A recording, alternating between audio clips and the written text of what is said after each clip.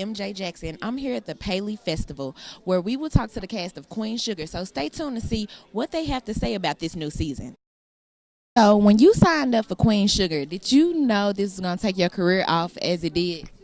I hoped it did. I had been plugging away for a long time for a role like this, but I did not. When you're working with Ava DuVernay and Oprah Winfrey and all of these wonderful actors and actresses and the cast and crew members, production team, when I first got on set, the first couple of days, I realized that we had something special. I just didn't know how special.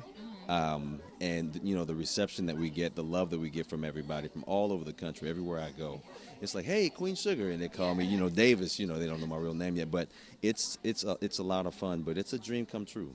I had gone through some really hard times in my career, and when I got this, it's still surreal. Every time I think about the night that Ava called me, she called me personally, on my cell phone. I was living in Atlanta at the time, and I was hanging out with a friend of mine, we were binge watching The Walking Dead, and my phone rang, and I was expecting a phone call from a number that I wasn't going to recognize because someone told me, I'm going to have them call you. I said, cool. So when it rang from L.A., I said, this is the call, but it was Ava. And I just went somewhere else for a moment. And still, sometimes when I think about it, it's still surreal. Every time I watch an episode or I'm at the mall and people just express how much they love the show and how much they need the show. And then, I'm talking about age, gender, race. It's been so broad. So I am loving it. So to answer your question, I didn't expect this, and I'm loving it. So It's one of my favorite TV shows. Honestly, it really is. So what is the best advice Ava DuVernay or Oprah has given you? Oprah has given me silent advice, and by that I mean she can give advice just by walking into a room. A lot of people know the Oprah Winfrey that they see on television and on the big screen, in the magazines, but I get to see Oprah, one-on-one, face-to-face, and the way she carries herself, you can see why she's a force. She's not just a woman. She's not just a queen. She's not just the owner of a network. She is a force that you watch and you respect and you learn from her. Ava DuVernay, same thing. Not silent, but vocal, but not specific. Like I watch what she does, and how she does it on and off camera. She's I call her a queenius. She's a queen genius. She has this way of just magical way of just making everything good, even if it's something that's very challenging or maybe difficult. She has this je ne sais quoi, this thing that just makes her so. You remember the Fonz from Happy Days? You might be a little too young. I think this is a little bit before my time. Your time. Well, those cool characters where they can just pretty much do whatever. Mm-hmm. That's Ava. She's just a cool. I think she cloned herself. Why would you say that? How could she do all this? She's doing like everything. She is, and she won an Emmy last night. Yeah, she won 2 of them. Yep, she's extra dope. So, the advice that they give me are things that I take from them that they may not know that I'm taking away from them. I just watch them, and just that's how I learn from them. And they're awesome. 2 queens in their own right. That is, when I met Oprah, it's nothing to explain. Like, it's Oprah. That's Oprah. Like I said, she's a force. She's an experience, not just a person.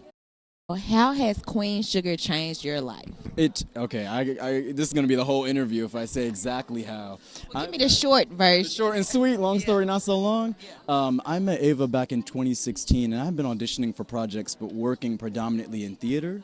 And I wasn't necessarily doing roles that advocated for people who looked and loved like me. You know what I mean? I was doing some great work and some important work, but never did I look and get to see my exact family and their exact circumstances in 2017. This work informs exactly what's going on. So it's changed my life because it's let me know that my art is important and can change the world and can be informative. I don't got to be Zach on Disney Channel. I could be Mike on Queen Sugar and present these images and stories that are 100% relevant.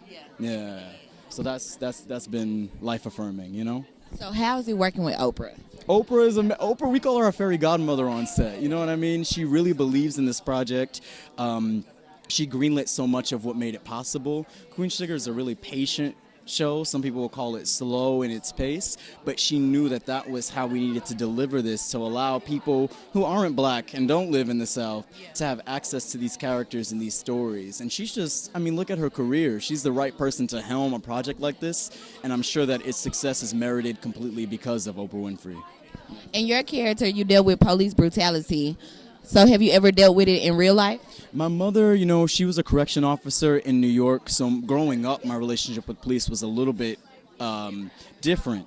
But that doesn't necessarily mean that I'm insensitive to the fact that it is happening and that it's real and that it's a reality for me walking around. I understand prejudice and racism being in the grocery store, people just looking at you and thinking on you, and it's unfair. And I was so happy when they introduced that storyline because, you know, we see it on World Star all the time, we see it on our Facebook feeds, and we're becoming desensitized to it. But it's so important that we get to see this young black man on the other side of it articulating his experience, because a lot of people don't live to tell that story, how it informs them, you know what I mean? So I'm so happy to be a part of this revolution that is Queen Sugar.